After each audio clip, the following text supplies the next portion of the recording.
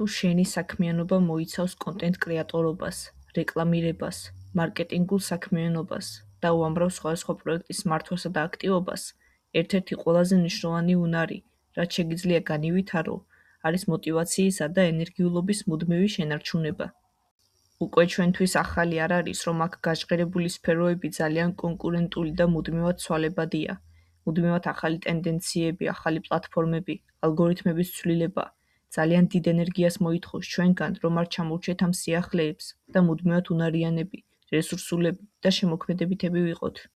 კი, შესაძლებელია შექმნა საკუთარი შინაგანი მოტივაციის წყარო, ოღონდ აქ სჭირდება სხვანაირი ძლიერი სისტემის შედგენა და ჩვევებისა და დღის რეჟიმის გამომუშავება. მოტივაციას არ გაძლევს უბრალოდ ზოგადი მონოლოგების მოსმენა, თუ რომ შენ შეგიძლია იყო წარმატებული, რომ შეგიძლია სხვებივით აკეთო საქმე. აქ შენ გჭირდება საფუძვლიანი მუშაობა საკუთარ თავზე, რომ გაიგო რა მუშაობს შენზე და გაუცნობიერებლად რა ბარიერებს უქმნის საკუთარ თავს, რასაც მიყავხარ გადაწვამდე, მოტივაციის არ ქონამდე და წარუმატებლობამდე. ჩვენ თუ აქამდე გვეგონა, რომ საკუთარი თავის მოტივირება მხოლოდ ისე ხდებოდა, რომ საკუთარ თავს შეუძახებდით, აბა ეს ასე უნდა გავაკეთოთ, აბა არ უნდა ვიზარმაცოთ, ან სამოტივაციო ვიდეოების ყურებით თითქოს დროებით ვიმუხტავდით თავს, გეტყვი, რომ შესაძლებელია გრძელვადიანი მოტივაციის ქონა, თუ საქმესთან სწორად მიდგომას ისწავლი.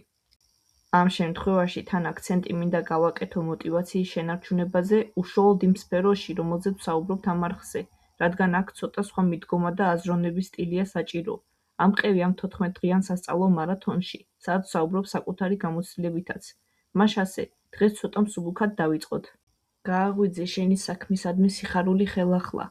როგორ შეიძლება ვახერხებდეთ ყოველდღიურად სოციალურ ქსელებში აქტივობას, კონტენტის შექმნასა და მუდმივად ახალი უნარების ათვისებას.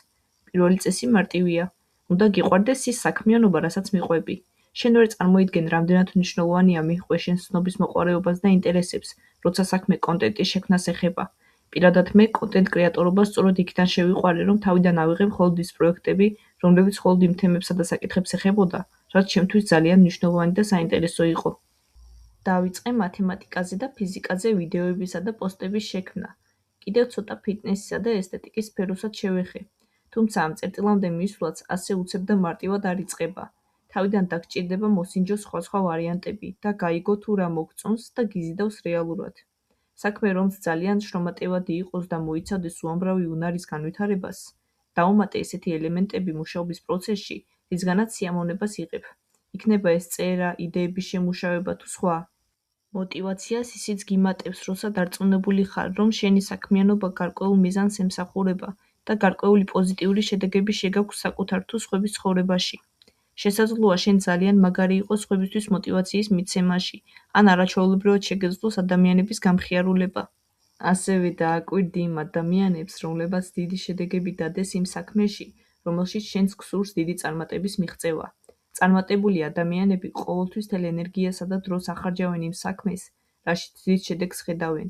ამიტომ მოტივაციასთან ერთად, სადიყავი, რომ რასაც იწყებ, საჭიროა მაქსიმალური კონცენტრაცია და დიდი დროის დათმობა.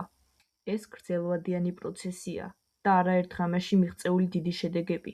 ისწავლე ყოველდღიურად პატარ-პატარა პროგრესის აღიარება.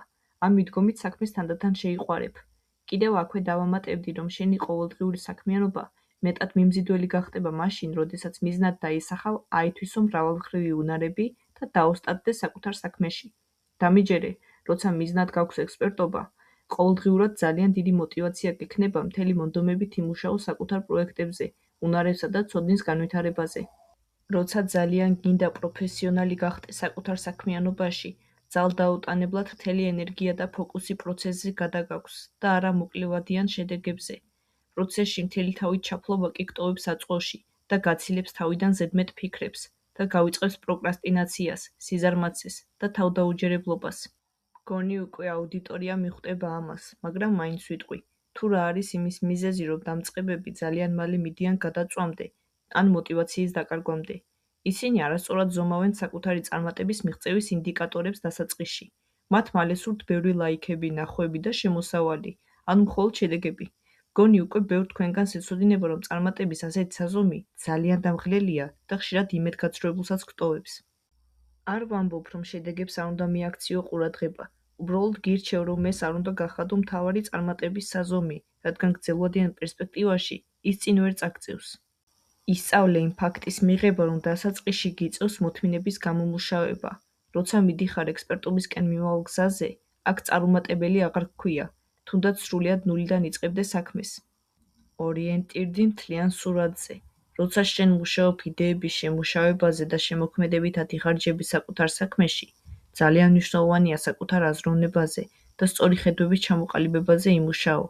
მოდი გულწრფელად გეტყვი, ზოგჯერ ძალიან ვაზვიადებთ რომელიმე შესასრულებელი დავალების მნიშვნელობას. ერთი ვიდეოდან წარუმატებელი შედეგები შეიძლება ჩვენივე ფიქრებით იმდენად გავაზვიადოთ, რომ მართლა დავაჯეროთ საკუთარ თავს, რომ კონტენტის შექმნა ან რამე მსგავსი საქმიანობა ჩვენი არაა. თავადვე დააკვირდი, როცა რაღაცას ძალიან დიდ მნიშვნელობას ანიჭებ, უფრო მეტად გული გტკივა, რომ იდეალურად ვერ ასრულებ მას მალევე, ბევრი თავიდან ცდილობის გარეშე.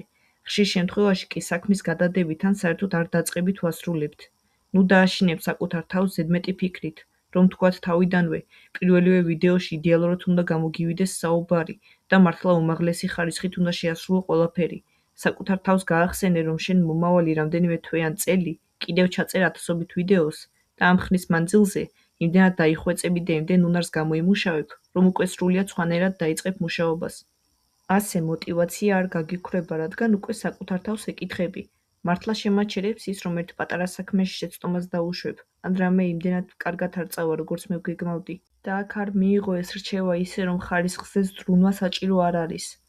ეს უბრალოდ იმას ნიშნავს, რომ ვისწავლოთ საკუთარ თავთან ისე მუშაობა, რომ გადავაბიჯოთ ზედმეტად კრიტიკულ ხმას და გავიაზროთ, რომ ერთი პატარა შეცდომით ან ხარვიზით არ უნდა ჩავაქროთ შინაგანი მოტივაცია. დაიჭირე საკუთარ თავში ისეთი მომენტი, როცა საქმის დაწყებამდე უკვე აღრთოვანებას გრძნობ და თუნდაც თვლიდე, რომ არ ხარ უნარიანი, ან ჯერ ბევრი გაკლია შესაბამისი შედეგების დასადებად, მაინც გააკეთე. შედეგებზე მიჯაჭვულობა მოიშორე. სოციალურ მედიაში ყოველდღიურად ვხედავთ უამრავ წარმატებულ ადამიანს, რომელიც გეუბნება, რომ მიაღწია ძალიან დიდ რამეს უმოკლეს დროში. ამ ყველაფრის ფონზე, რა თქმა უნდა, ძალიან გულსატკენია, როცა დიდი შრომის შემდეგაც კი, თქვათ 50 ლაიქს ვერ გაცდა შენი გამოქვეყნებული ვიდეო, როცა შენს ნამუშევარს ძალიან დიდ მოლოდინებს უყენებ და შედეგი განსხვავებული გვხდება. რატომღაც ადამიანები ვირჩევთ ხელი ჩავიქნიოთ და შევეშვათ საქმეს. ჩვენ მიჩვეულები ვართ, ჩვენი განწყობა, ბედნიერების დონე დაუკავშიროთ კონკრეტულ მოვლენას და მდგომარეობას. როგორც ყველა სხვას, მეც ანალოგიურად მეტად მოტივირებული და გახარებული ვარ, როცა მოწონებას და აღიარებას ვიღებ ჩემი ნამუშევრებით. და ამას არც სჭირდება ზედმეტი საუბარი, რომ ჩვენ ისე უნდა ვიმუშაოთ, რომ აუდიტორია მოვიზიდოთ და მოწონება დავიმსახუროთ. თუმცა ხშირად მაინც ხდება ისე, რომ მართლა კარგად აკეთებ საქმეს, მაგრამ ჯერ არ მოდის ის აღიარება და გამოხმაურება, რისი მოლოდინიც და სურვილიც გაქვს. ამ მომენტში გახსოვდეს, რომ საკუთარ თავს მოტივაცია არ უნდა მისცე მხოლოდ გარე ფაქტორებით და სხვების აზრის მიხედვით. იმუშავე იმაზე, რაც შენს კონტროლშია. ისიც ძალიან დიდი წარმატებაა, რომ რამდენიმე საათი დაუთმე კონტენტის შექმნას და გაბედე მისი გამოქვეყნება. არ გააუფასურო ეს ყველაფერი, რადგან ამასაც დიდი გამბედაობა სჭირდება. როცა უკვე ძლიერ ექსპერტად იქცევი, უკან მოიხედავ და ისიც გაგიკვირდება, თუ ამხელა სიძლიერე როგორ გეყო, რომ სრულიად არაფრისგან შეძლებდი საკუთარი თავის აშენება. ძლიერ მოტივაციას აძლევს საკუთარ თავს, როცა თვითშეფასებას იმაღლებ იმით, რომ ყოველდღიურად არ ნებდები, უმჯობესდები და ქმნი რაღაც ახალს. დღეისთვის სულ ეს იყო. გამოყავი საკუთარი თავის გაუმჯობესებისთვის და დახვეწისთვის ეს 14 დღე და გამოიწერე ჩემი არხი, რომ არ გამოგჩეს სიახლეები.